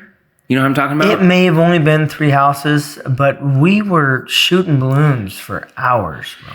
And so then the next day that happens with the guy. You get in trouble. You didn't have to do any. There were no legal repercussions. Oh yeah, well, I had community service there. I was on. I got fined. How much was the fine? I had to pay for all the damage to everything. How much was that? I don't remember. How did you pay for it? $600-$700. You were 12 years old.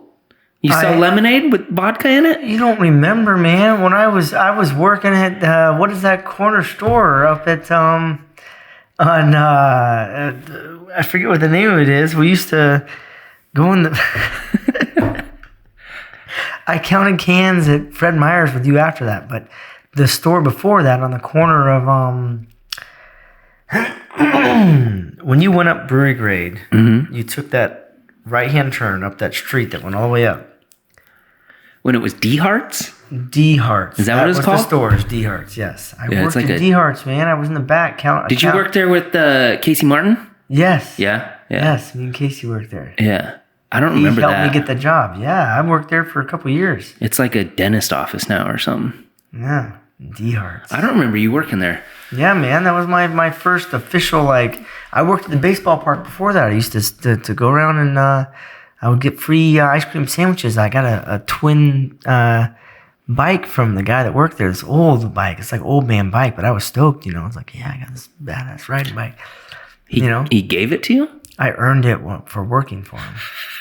It sounds so sketchy. What are you talking about? Some old dude just giving a 11-year-old a bike. He worked at the baseball park, you know. I mean, it was legitimate, you know. I got free ice cream sandwiches too, and I got paid I think like $2 a game or something, you know. All the Laffy Taffies I wanted, Laffy Taffies. That was the best part about the baseball field for sure. But yeah, that was, so we were telling your kids this last night, or that was when I started hanging out with you, was in 6th grade. And I'm pretty sure all that shit went down 6th grade summer. And we'd been friends for like a year, whatever. And I'd go to your house, and in the month of June, you had to do 3 hours of work a day. The month of July, you had to do 2 hours of work a day. And then the month of August, you finally got off and only had to do 1 hour a day. And your mom was very consistent. All the credit is due to her for sure. Like, she was worried you were gonna be some prison dude. You know what I mean? I was going down that route, man. Yeah, she was trying to suck you in and get you on the straight and narrow, man. I made a bad decision. I was very lucky. I had 2 brothers that were older than me, and they were on both opposite sides of the spectrum. Yeah. One of them was pristine, square. The other one was, for lack of a better word, crybaby. You had squares and you had Wild card? Yeah, Crybaby. You never seen Crybaby? I don't know what you're talking about. It's a movie called Crybaby. But he was a troublemaker Squares too. And something else. No, the squares weren't, but Crybaby, yeah, he was opposite, yeah. And I was right in the middle, because I'd see him do stupid stuff, and I'd be like, I probably don't want to do that. And then I'd see my brother do good stuff. I'm like, okay, probably want to do that, but that's not really that cool, you know. So, I did both sides there growing up, and I guess I made some horrible decisions once in a while. I think we all did. Yeah.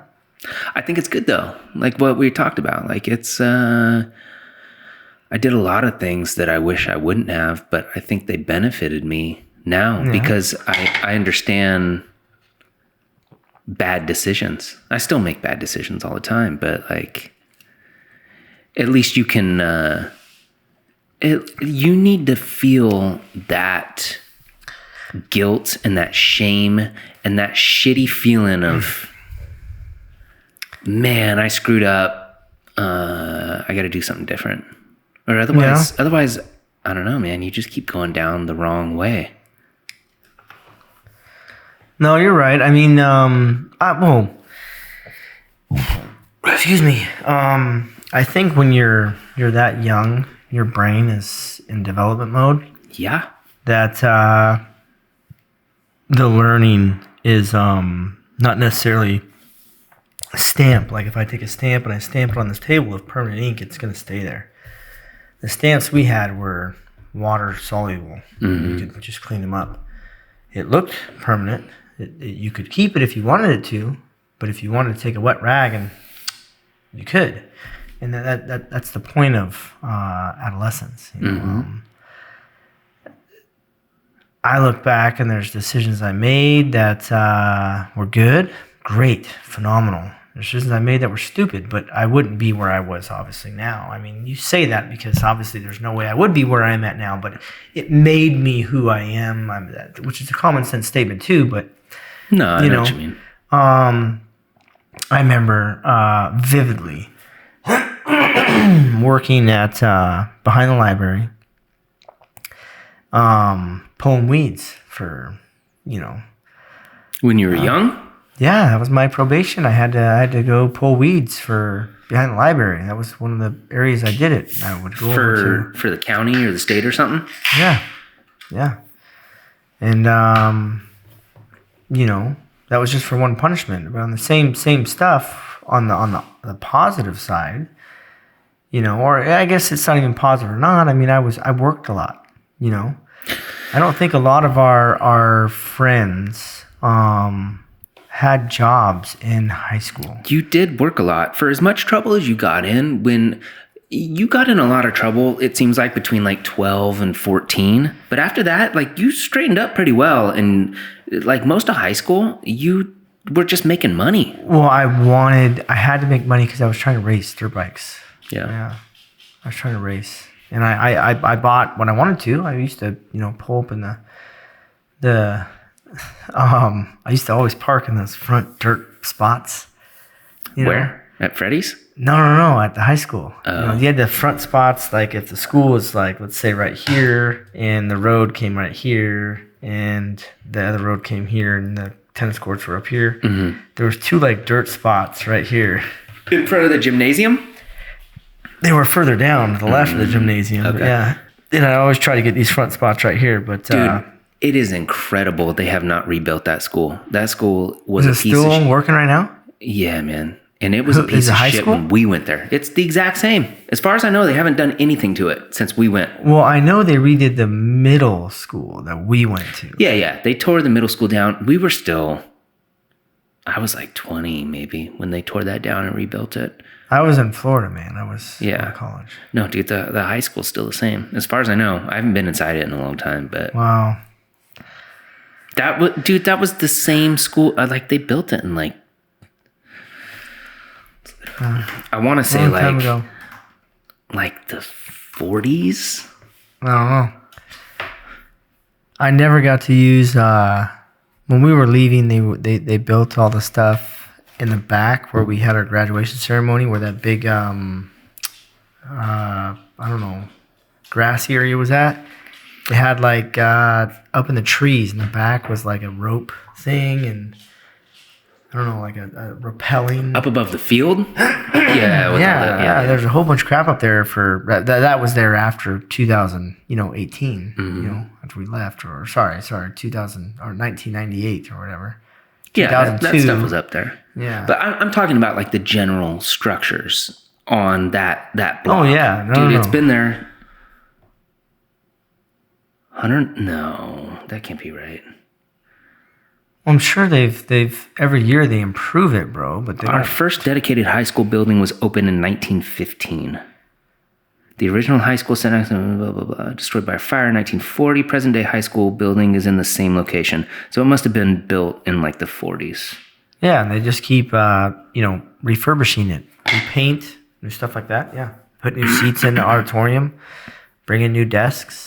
But the actual structure, they're just painting it. It's like that wall, if I don't ding it up too much. But if you think about it, that entire building is built out of concrete, bro. Yeah, it's pretty solid. But it's still, dude, it's ancient. It's ancient. Yeah, you started working a lot, and that's where I was going. Do you remember, like now we're 36, 37-year-old men. We got bills, mortgages,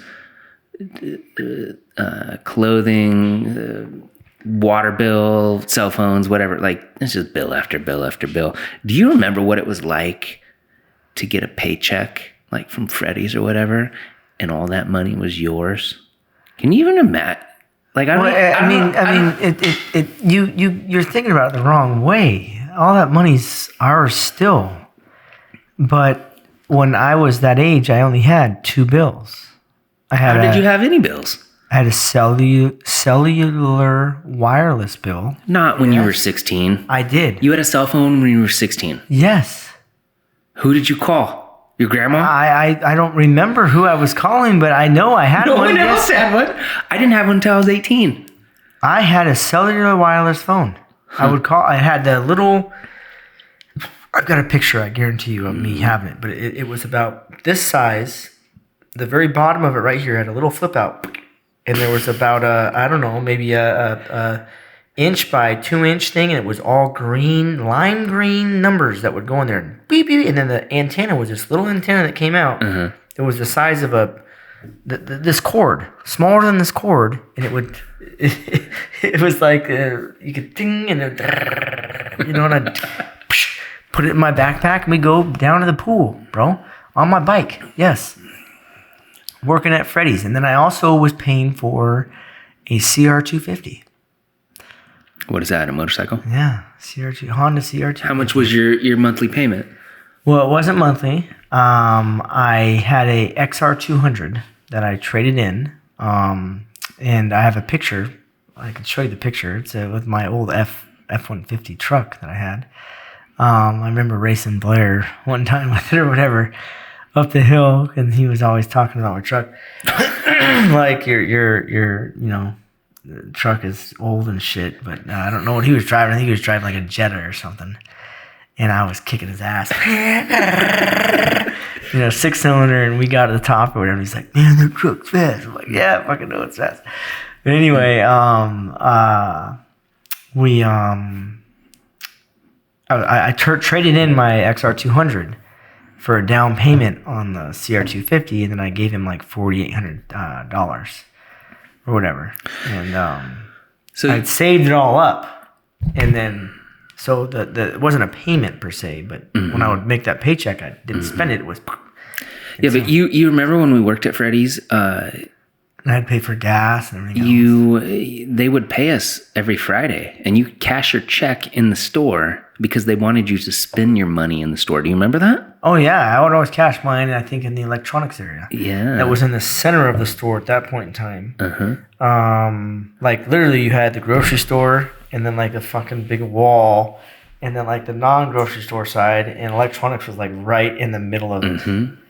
I talked to Fargo. You remember they used to have the cigarette stand right out in the middle of the fucking grocery area. I wasn't. I don't remember where that was at. You didn't smoke, but they had that thing out there in the middle, and his girlfriend would go and just fucking 6, 8, 10 packs in her purse and then walk out. I saw the episode you guys were talking about that. I remember, I took over the dairy section. I remember taking over the dairy section. That was cool. Whoever took it over for was pissed. You remember they'd have pallets of... Oh, yeah, I would move that shit around like Tetris in there. Well, they'd have the gallon milks in the crates, and then it'd be like, oh, today's November 15th. It went bad on November 14th, and you'd have to chuck every single one of those fucking gallons in the thing. We would have to slice them, empty them, and then chuck them. Oh, man, I can't believe that's like what you do. We would throw away 100 gallons of milk. Just chuck it down that. They didn't care, man. I mean, we could just think if it was during what do you call it, the harvest season. We could just give it to all those Hispanics that were there. They'd have loved it. Because that milk was still good, dude. It doesn't go bad the day that it says it does. No, and we would keep it. I don't know how long we would keep it. I remember throwing eggs in the back with little kids. No, dude. We had. I remember throwing mushrooms. We would have food fights. I would hit the guy Barger the fucking head with shit all the time in the back. Yeah, dude. Oh my goodness. That guy that worked. I'm not going to say his name, but he worked in the produce section. Yeah, good guy. Good guy. He was fucking cool. He would chuck mushrooms at us and do all kinds. He was like 45 years old, married with kids, and he's like playing with all us 16-year-olds in the back. Yeah, he was cool. Yeah, those jobs are good to have. Somebody barking? I don't know. I thought I heard something, but it's okay. Those jobs are good to have. I meet a lot of young kids who don't have experience, like working at a gas station or working, being a swamper in the cherry orchards or working at a Fred Meyer or a fast food restaurant or whatever. And I'm just like, that stuff makes you appreciate a good job when you get one, because you work at a fast food restaurant long enough, or you fucking deal with people's shit. I worked at Subway after that too for a long time. I worked at a bunch of different places. That'll make you appreciate a good job, and it will also make you not be an asshole when you go to a place like that. Like, how many times at Subway, like I worked at Quiznos, how many times did someone come in and treat you like you were subhuman? And you're just like, fuck you, man. I'm a person too. And then that made you be nice to other people later on down the line. You know what I mean? Well, no, you're absolutely correct. I don't understand how people do that though either. I've never understood that. I understand someone having a bad day. Like there's days where I want to just, it doesn't matter who you are. If I see you, if I could, I would choke the shit out of you, just to get some anger out. Like, how you doing? You doing pretty good? Yeah, come here. Motherfucker. Just to see someone suffer, But obviously you don't do that. But thinking about it is relieving sometimes, I guess. On the same page, physically being mean to someone, like, I still don't understand that. Like, I lived in Germany for 6 years. And the first year and a half we were there, like literally, I waved at everyone every day. Like we lived out in the middle of the woods, you know. Yeah. Very rare in Germany. We had 2 hectares of land. We were gonna buy it, but we didn't.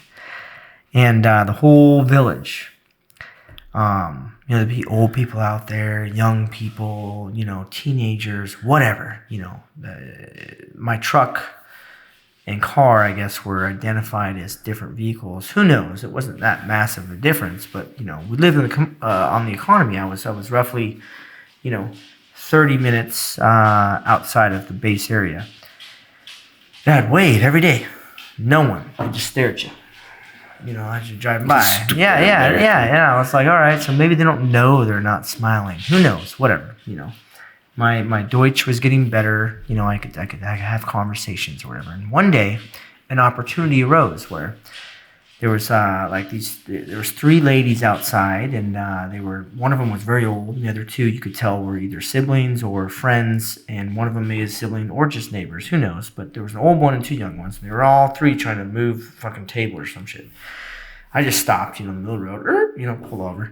Got out, and I started talking to them in Deutsch. It was very broken, obviously. They knew I clearly was not Deutsch, if they didn't know who I was already.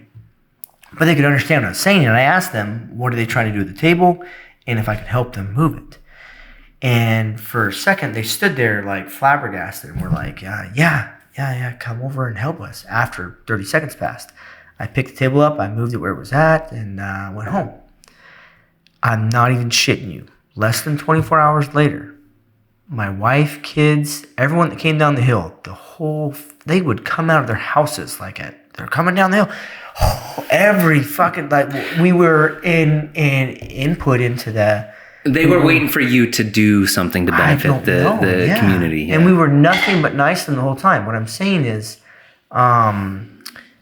I don't understand how people can be mean to other individuals. I understand the philosophy behind it, and I don't want to say they were being mean to me by waiting for me to show something, but like a belligerent meanness to somebody? Yeah. How can you sleep when you go home at night knowing that you either fucked someone over, did something malicious to somebody? How does that make anyone feel good? I don't understand that. I've never understood that. That's the disconnect, is that if you're that type of person that will go to a Subway and freak out on somebody because they put olives on your sandwich, one, you've got some other shit going on in your life, like you're getting divorced, or your mom has cancer, like something's going on, or you're just incapable of understanding that you're interacting with a person. There's no reason to freak out, especially somebody that's making your food, because if you don't ever want to freak out on somebody making every person at Subway is a sandwich specialist. Okay, sandwich artist. I think that I don't want to retract what I just said, but on the same page, you never know what's going on in somebody's life. Exactly, you don't. Well, and I try to tell my kids that all the time. I say that because less than a month ago, maybe 3 months ago, I had no idea when this was. I don't know who the individual was, but there was a very well-known coworker. I haven't worked with him specifically, but in my field. Mm-hmm. That supposedly got into an argument with their significant other, children, kids, whatever. I have no idea. And it arose to a domestic violence type thing. Mm-hmm. And police were called. And he told the police that, hey, I'm not coming out of this alive. And went outside of the house with a shotgun, threatened him, and they shot him and killed him. But he was, prior to that happening, nothing that was ever expressed about that individual showed any signs of that ever being possible to occur. People snap. That just shows to go. You never know what's going on in somebody's life. Yeah. So, if I'm that sandwich maker, which again, this takes time to learn and whatever, and someone's cussing me out because I put olives on their shit, hopefully, one side or the other, this side obviously is already broken. They have no fucking clue what's going on, and they're being dickhead by having yelled at you for putting fucking olives on there. The other side can be humble enough to say, I don't know what's going on in his life. Maybe his dog just died. Maybe his mom just died. Mm-hmm. Maybe he just found out that he has triplets, and the person that he had triplets with is one night stand. Yeah, exactly. Yeah. Who fucking knows? Yeah. I'm sorry, sir. Let me take these olives off here for you. How about, you know what? I'll just make another sandwich for you. Mm-hmm. Being the bigger person of that picture, which is difficult. Very easy for me to roll off my mouth, my tongue, and to actually execute. But that's the thing is that if you've had a job at Subway or McDonald's or Walmart or wherever, like some low-level minimum wage job, you have had to deal with that type of stuff.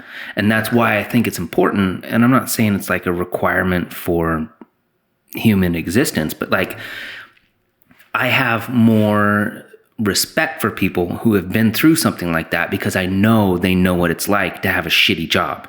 Oh yeah. And if you're just like automatically you get out of college and then you're like a senator's son and then you're the CEO of some fucking company, like I don't have as much respect for that type of person because they don't know what it's like to be normal. Well, you're right, and you're classifying normal with something else though. What classifies a shitty job? Let me give you an example. Dude, like 80% of jobs are shitty jobs. Okay, so the guy that you got your car from. That I bought my car from? No, you just came here. Tell me the story about the guy. Oh, the guy at the Budget Rental Center? Yeah. Fuck his job all day long. He's turning a shitty job into a good job by doing what? He was positive, but I thought about that when I was in line. I was like, dude, fuck his job. Pissed you off. No. It pissed other people off. The reason I was Why is he asking all these fucking questions? Just give me my keys, let me get the fuck out of here. How was your day, sir? Where did you going? Foxfire? Where's Foxfire? The reason I was upset with that dude is because there were like 8 people in line, 8 different cars that he had to process. It was almost 10 o'clock at night. It was pouring rain. We're in Raleigh, North Carolina. Was there no cover over it? No, we're inside a building. But no disrespect to him, he was making it positive, and you may have been the only 8 people he was going to see for the next 6 hours. Maybe. He wanted to get as much out of you as he could. Well, he genuinely wanted to know what people were there for and what they were going to do, which I get it, but like there were people, I wasn't as mad as the people behind me. You should have seen the people behind me. Why didn't you let them pass you, man? Just let them get by you. We all got... Dude, you must be in a hurry. Go. We all got on a budget rental bus from like a shuttle from the airport to the budget rental car. And there were like 6 or 8 of us on the bus. I grabbed my bag and ran out of because I knew they were all going to get in the same line. And I was like, fuck this, dude. I'm getting in line first. Because I was trying to get here because I knew you were trying to go to sleep. Oh, I get it. So I was waiting. Jeez. So I run for me? Come on. I ran off that bus to get in line, and all those other people knew it when they came in line. They're like, this motherfucker, dude. He was on the same shuttle as us. What would you have done if someone would have been running right by you? Man. If you guys are sweating really by each other, would you have let him win? No, dude. I was not going to let them win. I wanted to get a rental car and get out of there, dude. Would you have blocked him with your arm at the last minute if you knew you were getting close to the line? Might have tripped somebody. I don't know. Oh, Jesus. And then people go, that's like what I'm talking about. Like, I'm not looking forward to, what is this coming up? Christmas? No. Black Friday. Oh. I remember we were in Yuma. It's not going to be the same this year. But people were... Oh, man, they were just hurting each other. They were fighting, ramming carts. I'll never forget my wife came back from Walmart or something, and she was like, she wouldn't talk to me for like 15 minutes, and she was just livid. And I was like, honey, what's going on? What did I do? What did I do wrong? I've been at the house. You're bringing home a bunch of shit you just bought. I'm not angry about it. I mean, what is going on here? And she's like, somebody rammed into my car at fucking Walmart. And I'm like, what? She's like, yeah, they were trying to run me over. I was just trying to get out of there. I wasn't even trying to buy anything. I was done, I was like, they're ramming you. And she's like, yes, it's dangerous. Don't go there ever again. It's a bad day to shop. Holy shit. I was like, okay. So I only did it once, and I went to a Best Buy. I waited in line. No. I went to, I tried to do the Best Buy the day before. I waited in line at Best Buy all night in Yuma. Did you get something? Yeah. What'd you get? I got a Canon Rebel 3 for Clarissa. You waited in line to get a camera as a gift for her. Like 5 hours in line, yeah. What was the deal? Why was it worth it? It was a good fucking deal, bro. I don't remember It was what like it was, $19 off. Oh, no. It was And you get a $5 gift card? At least $20 off. 19. No, I don't know what else I got. I got a bunch of shit that day, but they were giving tickets out. See, that pissed me off because I was probably like the 212th person in line or something. And at 200 or 180 or some shit, they ran out of tickets. Mm-hmm. They're like, the first 180 people get these. What are you trying to buy? And if you said you're trying to buy a TV, they'd be like, oh, yeah, here's the ticket for the TV. Mm-hmm. To alleviate people from going there, you just go up, hey, I was in line, and here's my ticket. Can you have the TV, please? Because we only have X amount of them, so there's X amount of tickets. By the time they got to me, they didn't have any fucking Canon Rebel tickets. They didn't have any tickets at the beginning, probably. I don't know, Anyway, so I was waiting in line, and if we would have known, after 200, that's it, Everyone else, it's just, if any of those people in front of the line, which I'm sure 50% of them were, not going there for a TV, and they're like, hey, are you going for a TV? We have to, yeah, I'm going for a TV. They take the fucking ticket. Then there's just random tickets, fucking shit places, Yeah. So, but, I mean, it was an experience, I would say.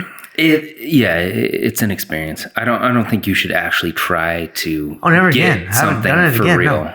I may go to I saw this I saw this meme or whatever the other day. The only stores I'm like if Clarissa's like, hey, we're gonna go out for fucking we're gonna go out, we're gonna hit these 12 o'clock, they open up Black Friday. I'm like, all right, I wanna go to Lowe's. I'm like, all right, drop me off in front of Lowe's and just leave me there. I'll be good. Yeah. But if she wants to go to Walmart or somewhere else, no, fuck that. I'm not interested in that. No, man, it's like Target, socks. Yeah, it's not worth it. I get excited at Lowe's, I wasn't Lowe's. Before we moved here, I hated Lowe's. I was like, I think I hated Lowe's because when I was in Germany, I bought some shit from Lowe's, which I didn't need to correlate the two because I've always been a Home Depot guy, Mm-hmm. But they don't have them in this local area. It's all Lowe's. Yeah. But I bought $300 worth of pesticide shit. I had to come back from Germany for a safety stand down. There was something going on with some military free fall rigs that someone had died, and we had to go through some more training. Anyway, I came back to get some training from Germany. And I was flying back to my house in Germany, and they don't sell any pesticide shit there at all. Nothing. It's illegal, right? Mm-hmm. So I was like, I'm going to bring some pesticide shit back, So I bought $300 worth of stuff, and I packaged it all perfect, whatever. And we got to the airport. They found it, and they're like, fuck, you can't take this shit with you. And I'm like, come on, might as well be cocaine. What are you doing, man? Goddamn, I'm just trying to kill some bugs in my house. They're like, no, I'd take it all out. And I was like, well, do I dump it out or whatever? And they're like, no, I mean, you can dump it out, do whatever you want with it. I'm like, would you take it home? They're like, yeah, we'll take it home. I'm like, then fucking take it, you bastards, Anyway, so I got on the plane and I was pissed. But I think I correlated that with Lowe's. Fucking Lowe's ripped me off, Yeah, you fucking goddamn Lowe's. But anyway, I'm back here now, so it's okay. And Lowe's is pretty damn awesome. I like Lowe's. Drop me off at Lowe's for the Black Friday shop. Yeah, I'll be happy. 8 hours later. That's right. Yeah. All right, brother. Well, I think we're at a good spot to shut it down. So time to stop. This went by pretty quick. That's pretty easy, right? That was 2 hours. It wasn't very long. We didn't really talk about anything. It goes quick, right? Yeah. People get nervous. They're like, what are we going to talk about? It's like, dude, it's not hard. There's nothing else you want to talk about at all? I am a fan of keeping them around 2 these days because I think people see them at 3 and they're like, oh, God, I can't listen to all that. Well, you don't have to. You can cut some stupid stuff out and put in something else. Is there anything that you... anything out, dude. Well, besides the things that I said I was going to cut out, I'm not cutting anything out. Yeah, I think the first portion of what we talked about, though, wasn't... We went on a lot of tangents and it wasn't very productive. Hey, that's what it is, man. It's a recorded conversation. All right. I think it was good. Okay. You're a fascinating individual, and you don't have a unibrow anymore, so it's all good. I took the unibrow off. Actually, I didn't. Some girls plucked it off for me, but when I was sleeping. While you were sleeping? Yeah. And didn't wake you up? I was highly intoxicated. We had a good night, Yeah. And they made jokes about it. They probably did it right after I passed out. Yeah. It's not like they were like, oh, they woke up in the morning like, oh, I got a good idea. Let's do this. Because I would have definitely woken up, Mm-hmm. I just remember going to sleep. It was there. And it's not something I was worried about. But when I woke up, I definitely was like, God damn, what the fuck? What the fuck is going on? My face feels lighter. Yeah. This is, it comes back, though. I mean, I could turn it on right now if I wanted to. Dude, I know. Ear hair, man. You get hair on your ear? Hair in my ear? On or in? Yeah. Sometimes I'll find like long strands. Yeah, dude. I can see, and the sun will hit it right way. I'll be like, whoa, that's like a 2 fucking incher right there. It's like a hobbit hair. What's going on, dude? Yeah. But it's not like all the time, just random little ones. Yeah. Okay. All right, brother. That's what you want. That's what you want. I love you, man. I love you too, buddy. It's good to see you. Yeah. Yeah.